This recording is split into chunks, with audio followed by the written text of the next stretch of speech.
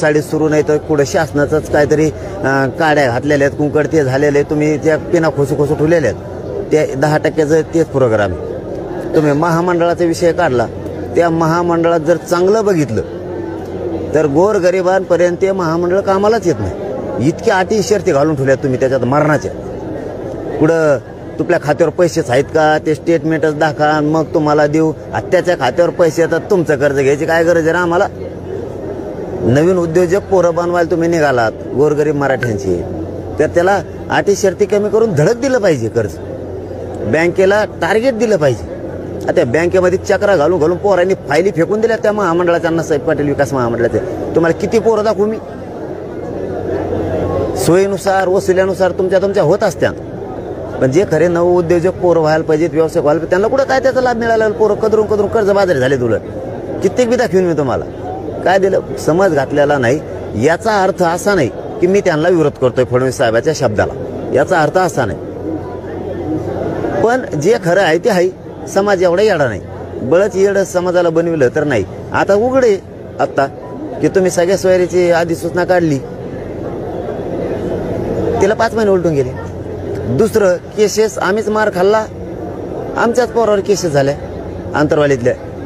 महाराष्ट्रातल्या पोरांनी शांततेत रस्ते रोको केले, तुम्ही लाखात गुन्हे दाखल केले. कसा समाज मानता तुम्ही.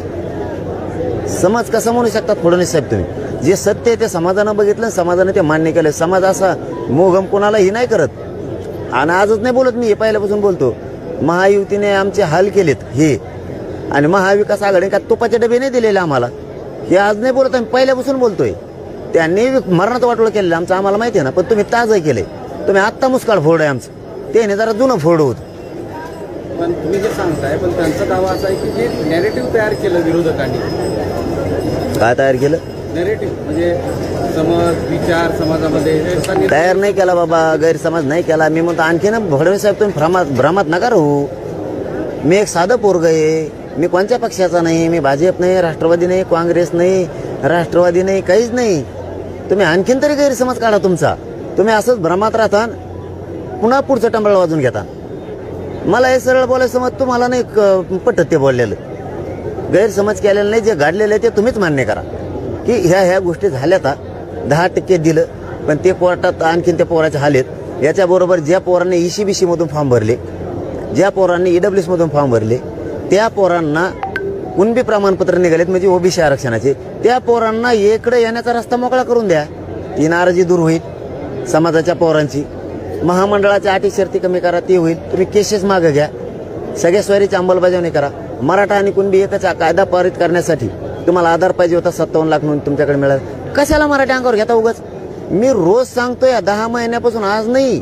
फडणवीस साहेब पर्सनल तुम्हाला सांगतोय मी की मला राजकारणात जायचं नाही, माझ्या समाजाला जायचं नाही. माझ्या समाजाचा राजकारण मार्ग नाहीये, माझा पण नाहीये. आम्हाला आरक्षण पाहिजे, तुम्ही द्या. हे मराठे तुम्हाला डोक्यावर घेऊन नाचते सरकारला, हे बार बार सांगतोय. माझ्या जागेवर जर दुसरं असतं ना, तर आता एवढा फटका बसला म्हणला ते हवात उडाला असता असा. आणि ते म्हणलं असतं उपोषण नाही करायचं, पेपोषण नाही करायचं. लागा विधानसभेच्या तयारीला आपले लोक आमदार मंत्री करू. मला माझ्या समाजाला त्याच्यात नाही जायचं. हे सरकारमधल्या आमदाराचे डोके जरा टाळ्यावर आणा. आमदार रवी कुंकड भरडते ती मीडियात. मला जायचं नाही म्हणूनच ते म्हणतोय. पण तुम्ही नाही दिलं ना, तुम्हाला एकाला येऊन देणार नाही. तुम्ही गैरसमज म्हणता ना, टक्केवारी ते गणित मोड सुरू झालं तुमचं. गणित मोड फणित मोड काही चालत नसते जनते पुढं. या जर खप शिक्के हाणं लागले ना, रपा रप पडणार आहे तुम्ही. म्हणणं असं आहे का हा नॅरेटिव्ह नव्हता तरी वस्तुस्थिती आहे या सगळ्या मांडणीत. तेच म्हणतोय त्यांना, तुम्ही लय हुशार आहेत. तुम्ही गैरसमज काढून टाका, गैरसमाजाच्या बाहेर जा. ते प्रवक्ते बावसाळे कुंकड बोलत तुमचे थोडे, त्यांना आकडा येसन टोचा, त्यांना नाकात येसन घाला त्यांच्या, आणि का जरा नेबार बांधा त्यांना. बावसाळे बोलू नका म्हणा, त्याचे फळ फडणवीस साहेबाला भोगा लागतील. मराठा समाजाचा आपल्याला फटका पडला असं सांगितलं जातं, म्हणजे भाजपला फटका पडला असं सांगितलं जात आहे. पण 1980 पासून ज्यांनी मराठा समाजाला विरोध केला त्यांना मात्र मतं गेली या लोकसभेमध्ये, असं त्यांचं दावा आहे. म्हणतोय ना, मग मी काय म्हणतोय ते समजूनच घ्या ना. यांनी महाविकास आघाडीवर आत्ता थोबाड फोड आहे आमचं, ते जुनं फोडले. पण याने जरा ताजं फोड आहे, आत्ता कांचळ फोड आहे आमचं. आम्ही म्हणतोच का तुम्हाला महायुती चांगली आहे, महाविकास आघाडी चांगली आहे. आम्ही सांगतानाच सांगतोय, आजच नाही तुम्ही मागच्या बाईट काढा. त्यांनी इतकं वाटोळं केलेलं आहे आमचं लई, पण तुम्ही ताजं केलं. आम्ही का त्यांना चांगलं म्हणलो? आम्ही म्हणतो ना महायुती वाईट आहे आणि महाविकास आघाडीला की तुपाच्या डबे आणून दिले काय आम्हाला. पण वस्तुस्थिती होती ती गैरसमज नव्हता. तुम्ही सरळ सरळ अन्याय केला आत्ताच्या पिढीतला. ते काय शहाणे नाहीत, त्यांच्याकडे बघू आम्ही, त्याची काही अडचण नाही. पण तुम्हाला सांगितलेलंच कळा ना आम्ही काय म्हणतोय की आमचं आरक्षण आम्हाला द्या, आम्हाला राजकारणात नाही जायचं, नाही तर तुमचं एकाचा येऊन देणार नाहीत आम्ही. तुम्ही जर ह्या उपोषणाच्या आत ही जर प्रश्न मार्गी नाही काढला, आम्ही सगळ्या जाती धर्माचे 288 उमेदवार देणार ना विलाज आमचा गोरगरिबाला देणारा बनवणार. कोणाचाच येऊन देत नाहीत आम्ही, तुम्ही काळजीच करू नका. तुम्हाला वाटत असं आम्ही टक्केवारी वाढू, गैरसमज दूर करू, वातावरण निर्मिती करू.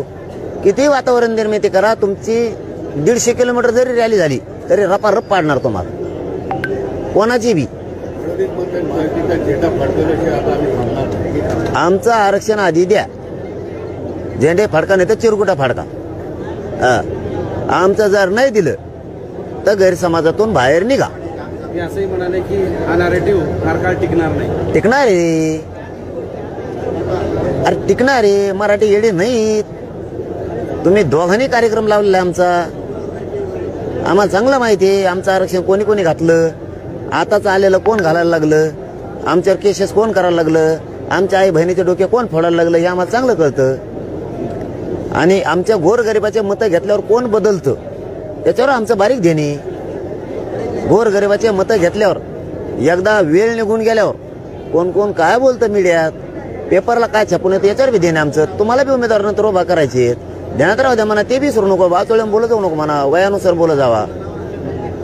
त्यांना 43% मतं मिळालेली आहे, त्यामुळं ही मतं आणखी अधिक वाढतील. चिंता करायची गरज नाही. तुम्ही जर आमचं ठरल्याप्रमाणे दिलं नाही, तुमचे किती टक्के आहेत मला नाही माहीत, 100% तरी जरी झालं ते तुम्ही बदल करून तरी सगळं भुईसपाट होणार. तरी मी चॅलेंज देत नसतो आणि एकदा मागं लागलो तर मोडील्याशिवाय सोडित नसतो. माझा फडणवीस साहेबांना विरोध नाही, शिंदे साहेबाला नाही, कोणत्याच पक्षाला नाही, पण आरक्षण दिलं तर मी सोडित नसतो. हा, तुम्ही समजून घ्या, गैरसमजातून बाहेर या. तुम्हाला थोडंफार दुसरं काही झालं असतं इंजेक्शन देऊन ते ताकद वाढीलीच तुमची, पण गैरसमाजाला इंजेक्शन नाही. तुम्ही त्याच्यामुळं त्या भोपळ्यातून बाहेर या. तुमच्या भोवती सांगणारे तुमचे प्रवक्ते आहेत, गणित करून सांगत आहेत, कॅम्प्युटरवर सांगत आहेत, तुम्ही त्याच्यातून बाहेर पडा, सत्यता हाताळा. एखादा जाड दिसला म्हणून त्याच्या मागे जनता आहे किंवा तो गैरसमज दूर करू शकतो, ह्या भ्रमातून बाहेर पडा. त्याजवळ फक्त ताकदच असं समजा, त्याला ढकलून दिलं तर तो पडू शकतो. फोकस ताकद आहे त्याची असं समजा, त्याची व्यायाम केलेली ताकद नाहीये. हे जरा गैरसमजातून बाहेर या. तुमचा 100% जरी तुम्ही ती भर काढली तरी जर तुम्ही आमचं काम केलं नाही, तुमचं कोणाचंच येऊन देणार नाही. आणि तुम्ही आमचं द्या, आम्हाला राजकारणात जायचं नाही. माया मराठ्याचा माझा राजकीय मार्ग नाही. आम्हाला त्या राजकारणाशी देणं घेणं नाही. त्या राजकारणाला तिकडे काडी लागून द्या. आम्हाला आमचे लेकरं मोठे करायचे मराठ्यांचे. आमच्या हक्काचं आम्हाला टिकणारं 50% आतलं ओबीसीतलं आरक्षण आमचं आम्हाला द्या. केसेस मागं घ्या, हैदराबादचं गॅजेट लागू करा. ते राजकारण तुम्हाला लख लाभ, हे मराठे तुम्हाला डोक्यावर घेऊन नसते. याच्यापेक्षा काय सांगू तुम्हाला, तरी म्हणतात काय होता समज होता, गैरसमज होता, काय होतं, आमकं होतं, तमकं होतं. ते पडा राव बाहेर, आणखीन तरी बाहेर पडा. हातातून गेल्यावर पश्चाताप करता, टकोर राहून घ्या चापते. त्या टायमाला वेळ निघून गेलेली असं. ओबीसीचे एक नेते आईवडे त्याने असं सांगितलं, जर ओबीसीतून पुन्हा तेच वाक्य मागच्या आंदोलनाच्या काळात जे झालं होतं तेच, तर आम्ही स्वस्त बसणार. कवा बसलात मला तुम्ही? स्वस्त बसलेलाच नाही तुम्ही.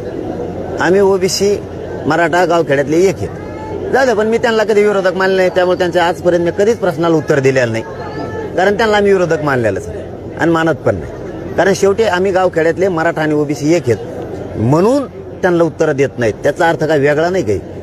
मी त्यांना आतापर्यंत किंवा सोडता कोणालाच उत्तर दिलेलं नाही, कारण आम्ही त्यांना शत्रू किंवा विरोधक मानलेलं नाही, आम्हाला मानायचं पण नाही. त्यांना नाही सोडित. आता हे नॅरेटिव्हवर दोन्ही बाजूने चर्चा सुरू आहे निकालानंतर. तुम्ही असं म्हणाले होते निवडणुकीपूर्वी, मी कुणा मराठा समाजाला सांगत नाही की कुणाला मतदान करावं, ते स्वतः ठरवावं. पण आता असं दिसतंय की तुमच्याकडे पाहून तुमच्या आंदोलनाला म्हणजे फार काही सरकारने दखल घेतली नाही म्हणून सगळे मराठी एकवटून महाविकास आघाडीकडे गेले का? मी नव्हतो त्या निवडणुकीत, त्यामुळे मला त्याचं उत्तर द्यायचंच नाही. मी कोणाला पाडा नाही म्हणलं, कोणाला निवडून नाही आणलं म्हणलं. फक्त माझ्या गरीबाला किंमत नव्हती, मराठ्यांना त्यांच्या मताला भेले पाहिजेत, अशा थरकापच उडाला पाहिजे. असं मतदान करा म्हणून सांगितलं होतं. कोणाला पाडा कोणाला निवडून आणा ते माझ्या मराठ्यांनी केलेलं आहे. नाही तर महामराठा ग्राह्य धरतच नव्हते. गरीबाला आम्हाला केर काचऱ्यासारखी किंमत होती. आता माझ्या गरीब मराठ्याच्या चपला सगळं पाया पडतात, काच दिशी वाकत आहेत. गुडघ्याला खाली किती दगड रोतला तरी गुडघा टिकून बळच लोळत आहेत पायावर गरीबाचे. माझ्या गरीबाला किंमत आली. उडाला म्हणजे काय, कोणीच ठेप्याला नाही राहिलं. आणखीन काय व्हायला पाहिजे तुमच्या मनाने? तुमच्या मनात आणखीन वेगळं काही आहे का? याच्यापेक्षा काय व्हायचं? असलं तुमच्या मनात काय आणखीन, तर जर नाही आरक्षण दिलं तर विधानसभेला बघा तुम्ही माझ्या, नुसते माझ्या बघा तुम्ही. किती यांना काम करू द्या तुम्ही, याने घासून आणू द्या काय आणायचं ती. तुम्हाला सांगतो, आम्ही 5-7 जाती कार्यक्रमात लावणार यांचं. यांना आम्ही, मला राजकारणाला ते छक्के पंजे यायला लागले हळूहळू. यांना उडून देणार आम्ही वाऱ्यात वर. आम्ही सुप्त लाट भयार पाडणार खालू. जरांगे पाटलाच्या नादी लागू नका. ते आता तुम्हाला नाही दखल घेतल्यावर सांगणारे प्रेस घेऊनच मी. 288 उमेदवार कोणचे, मतदान कसं होणार, यांचे किती विश्लेषक येतात, किती आपटू घेतात खुर्चीवर बसून चॅनलवर. सभेत भाषणं ठोकल्याने मतदान होत नाही. तुम्ही फक्त मजा बघा. विधानसभेत छक्के पंजे कसे पडत आहेत. तुम्ही हुशार येतोय, तुम्ही चतुर येत नाही स्वतःला. आम्ही बी लय महाचतुर येतं. तुम्ही नुसते मजा बघा, म्हणा थोडं थांबा. नसता आम्हाला द्या. आम्हाला त्या राजकारणाचं काही देणं घेणं नाही. तुम्हाला भाषा कळत असली तर सरकारने समजून घ्या. आम्हाला काही गरज नाही तिची. आम्ही ना फडणवीस साहेबाला शत्रू मानलंय, विरोधक मानलंय, ना शिंदे साहेबाला विरोधक शत्रू मानलंय, ना कोणाला मानले. आम्हाला द्या हे म्हणतोय. तुम्ही वाटा गेले की मग आम्हाला नाही दम निघत. कारण आम्ही खरी स्वाभिमानीत, आम्ही साधे माणसं आहे. आम्ही काय तुमच्यासारखे येत असले इंग्लिशा शिकून आलेले नाहीत परदेशात. आम्ही रांगडे लोक आहेत. आम्ही चटणी भाकर खाणारे, बांधावर बसून खाणारे लोक आहेत. आम्हाला आमचं दुःख, आम्हाला अन्याय माहिती आहे. त्याच्यामुळे आम्ही आमच्यावर ठाम आहेत. आम्हाला काही गरज नाही. तुम्ही नाही दिलं तर मी गोरगरिबाला देणारं बनवणारे, सगळ्या जातीच्या लोकांना देणारं बनवणारे. समजून घ्या. मला राजकारणात जायचं नाही. आमचा प्रश्न लवकर सोडवा. धन्यवाद. एक प्रश्न असा आहे की त्या नॅरेटिव्हचा, त्या समाजाचा आता विचार मांडून नवीन नॅरेटिव्ह तयार करण्याचा प्रयत्न सत्ताधाऱ्यांचा आहे का तुमच्या आंदोलनाच्या संदर्भात? असं वाटतं का तुम्हाला? तुम्ही म्हणता गैरसमज पसरेला आहे ना, आम्ही ते नीट करू. जाताना कोणाकडे नीट करायला तुम्ही? मराठ्याचा गैरसमजच झालेला नाही. त्यांना माहिती यांनी 10% तर फसिलं, ते टिकत नाही. महामंडळात काही नाही. सारथीचे पोरं एमपीसीचे आणखी ओरडते. सगळ्याला सगळं कळत आहे. कुणबी नोंदी निघालेला असून तुम्ही सर्टिफिकेट द्या ना. काही केलेलं नसून लाखो पोरावर केसेस केल्यात. हैदराबादचं गॅजेट असून लागू करीनात.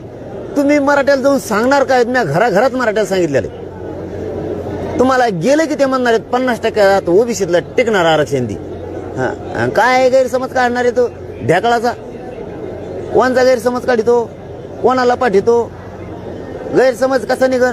आता तुम्ही जर धनगर बांधवाकडे गेले आणि त्यांना जर म्हणले आम्ही तुम्हाला एसटीत आरक्षण देत नाही, काय गैरसमज निघणार त्यांचा? त्यांजवळ घटनेत लिहिलेले एसटीत धनगर बांधव. 12 बलतेदारांचा वेगळा प्रवर्ग करायचा, तुम्ही करीत नाही. काय गैरसमज काढणार त्यांचा तुम्ही? तुम्ही प्रमुख मागणी सोबतच सुरुवातीच्या पहिल्या उपोषणापासून ते आतापर्यंत ते मुस्लिम बांधवाच्या आरक्षणाचा विषय राहिला. बरं, त्यांना 10% दिलेलं आहे. तुम्ही काय गैरसमज काढणार त्यांना? आम्ही आरक्षण 10% देत नाहीत असं म्हणल्यावर गैरसमज निघत? गैरसमजच नाहीये. खरं खरं समाजापर्यंत गेलेलं आहे म्हणून तुमचा कार्यक्रम लागलेला आहे. आणि आम्ही 5-7 जण एकत्र आहेत. आणि मग 5-7 म्हणजे जाती, 5-7 जाती एकत्र आहेत. आम्ही एकत्र आहेत. नाही दिलं की तुमचा भोगा बघा. काय गैरसमज काढता? तुमचे पैसे खर्च होणार, तुमचं फुकट डिझेल गाडीचं जाणार. तुम्ही 150-150 रुपये गोळा करलेले असले आणि ते जर टाकले असले तर तुमचे वाया जाणार. आम्ही 50-50 रुपये गोळा करून डिझेल टाकीतो आणि ह्या गावातून त्या गावात जातो. तिथं संपलं की पुन्हा गोळा करीतो आणि पुन्हा पुढच्या गावात जातो. आमचं असं लपडे. तसं जर तुमचं असलं तुमचं वाया जाईल, यशस्वी होणार नाही. त्यामुळे काही शक्ती वापरू नका. खरं आहे ते देऊन टाका आणि मोकळे व्हा. विजय वडेट्टीवार आज पुन्हा असं बोलले की मराठा आरक्षण देताना ओबीसी आरक्षणाला धक्का नको. विधानसभेला धक्का लागेल. मग त्यांना करायचं वर टांगड्या. घ्यायचा असेल दुरण वाजून परत. बहुतेक त्यांना राहुल गांधी साहेबांनी सांगितलं असेल मराठ्याच्या विरोधात बोल, मग कळलं त्यांना. पुन्हा त्यांना पचका करून घ्यायचा दिसतोय. हे असं घर असतं बघा विरोधी पक्षाचं. गोरगरिबाला न्याय देणारं घर एवढंच आहे. हा बघ, हे असलं जातीवादी घर आहे विरोधी पक्ष नेत्याचं.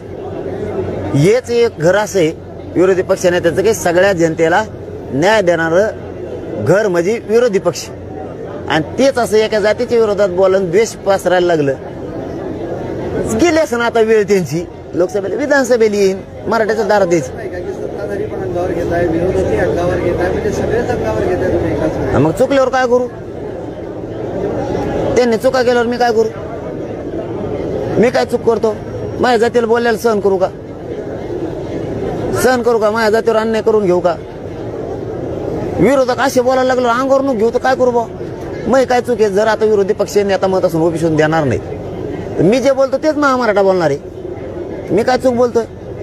मग हे जर काम होस तर मराठ्याला जवळ धरणार असली तर इथून पुढं मराठी शाने होते. आलेच तुम्ही 4-5 महिन्यांनी यायचे तुम्हाला आमच्याकडे. त्या टायमाला की तो कचका मग तुला बी सत्ताधाऱ्यांनी घ्यायचा आणि विरोधकांनी घ्यायचा. कमवून नाही घ्यायचा. कमवून नाही घ्यायचा. माया मराठ्याला काही इज्जत नाही काय? माया मराठ्याचा काय गोरगरीब करोडो मराठ्याचा कचरा करता काय? येऊन द्या ना नवीन. मग येऊन द्या नवीन. मग आम्ही तर लागलोच ना. जी जातीचे लोक माझ्या जातीला त्रास देतील त्या जातीचा नेता ठेवणार नाहीत. आम्ही पाडून टाकणार आहे. वेळ पडीत तिथं उमेदवार देणार नाहीत पण त्याला पाड्याशी सोडणार नाही. आम्ही इथून पुढे ब्रिदच ते तयार करणार आहेत. मग आता मराठ्याच्या विरोधात बोलला की त्याच्या विरोधात उमेदवार द्यायचा नाही पण त्या जातीचा नेता संपवायचा. म्हणजे त्याला धड जातीला मदत करता येत नाही त्याच्या आणि कोणालाच नाही. आणि आमच्या तर मागत लागलेला आहे. आता लोकसभेमध्ये तुमचाच फायदा घेतला आणि आता ते मात्र लगेच उलटायला लागले असं वाटतं. होऊ शकतं. राहुल गांधी साहेबांनी सांगितलं समोरून फोन करून कचाकच बोल म्हणून. होऊ शकतं. त्याचं काय सांगावं? आता आमचा फायदा गोरगरीब मराठ्यांनी त्यांना जर केला असेल, मी आता काय सांगितलेलंच नाही याला कर आणि त्याला कर, तर मराठी हा ना मग माझे गोरगरीब मराठी लगेच पुढे वाचपा काढते. आता आपण जे दावे केले की महामंडळ त्यावर वेगवेगळ्या योजना वगैरे वगैरे पहिल्या उपोषणापासून ते आतापर्यंत तुम्ही 10-15 मागण्या सरकारच्या समोर मांडल्या होत्या. त्या किती मागण्या पूर्ण केलेल्या आहेत? 8 लटकट ठेवल्यात असे. दडा मला वर चढताना खाली उतरताना मध्ये लटकून ठेवले असं. कोणकडे शिरताय ना मागणी कोणतीच मांडली पुढे सगळं लटकून ठेवलंय. मोफत शिक्षण म्हणले मुलीला आता मिळा नाही वाटतं. ते कुणबी प्रमाणपत्र निघालेत. EWS मध्ये पहिले पोरं फॉर्म भरलेत. EWS आणि ACBC. त्या पोरांना कुणबी प्रमाणपत्र असून इकडे येता येणार. लटकून नाही ठेवलं काय? नोंद मिळालेली असून प्रमाणपत्र मिळालं. प्रमाणपत्र मिळालेत तर ते पटापटा देणार. त्या याच्या नावाखाली तसे ठेवलेत. प्रमाणपत्र मिळालेले व्हॅलिडिटीच्या नावाखाली लटकून ठेवले. तसेच पुऱ्या महाराष्ट्रातले कालच बीड जिल्ह्यातले पोर आले होते की त्यांनी सांगितलं आमची व्हॅलिडिटीच करीना 2-2, 3-3 महिने झालेत. आणि काय करावं? काय कामं केले त्यांनी? सगळ्या जातीने लटकून ठेवल्यात. त्यामुळे सगळ्या जातीने यांनाच लटकेलं. आता विधानसभेत लटकून टाकू काय त्याला एवढं? लय टेन्शन घ्यायचं काम नाही. जवळ जीव आहे मायात तोवर मी उपोषण करीन. माझ्या जातीसाठी संघर्ष करणं माझं काम आहे.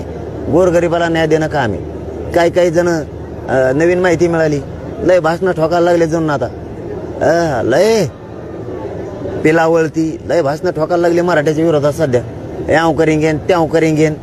ठीक आहे. आता एक जणाचा लावलं ठेप्याला. आता विधानसभेला त्याला बी ठेप्याला लावतो. मग तुमच्या जातीचा नेता पाडणार. मग आम्ही उमेदवार देणार नाही तिथं. म्हणजे तोही मगरुरी कमी होईल. बघ ह्या असल्या चिल्लर चाळे करणाऱ्या 10-5 लोकांमुळं त्यांच्या जातीच्या नेत्याला भोगायची वेळ आली. आणि ते काय त्यांना गप करीनात असं आहे का? ठीक आहे. बघतो तुम्ही किती दिवस अन्याय करतात. चलो धन्यवाद.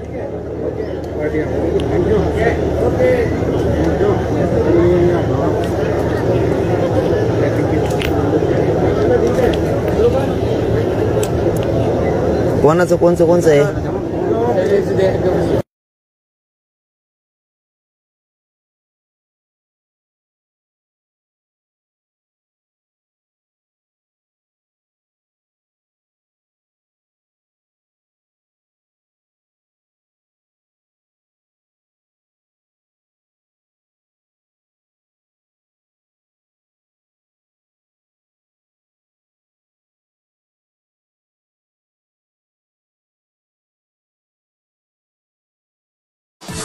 आहे